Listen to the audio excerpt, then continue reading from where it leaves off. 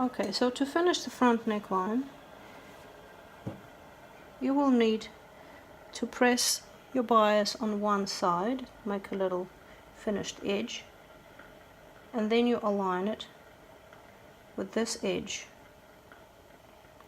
and stitch it 1.2 all the way around.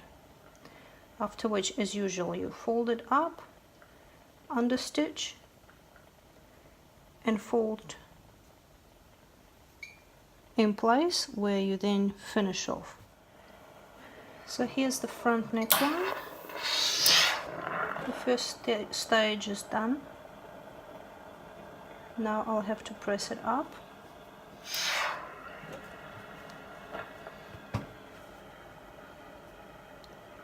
This will be folded over and sewn in place.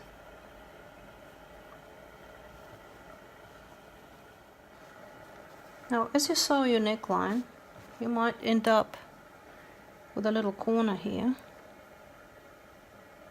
that will stick out. Just take your needle and just push it in and sew as usual.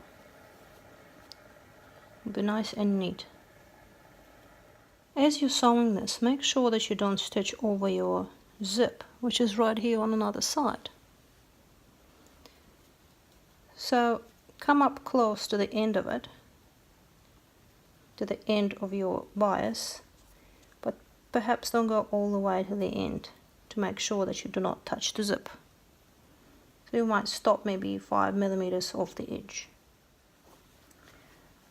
And here's the finished neckline.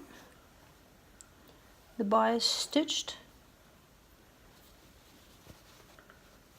front and back look neat, and zip is functioning correctly. Now we can finish the second part of the front to match the first part. And here's what the finished neckline looks like. A plank on the inside. Everything's finished cleanly.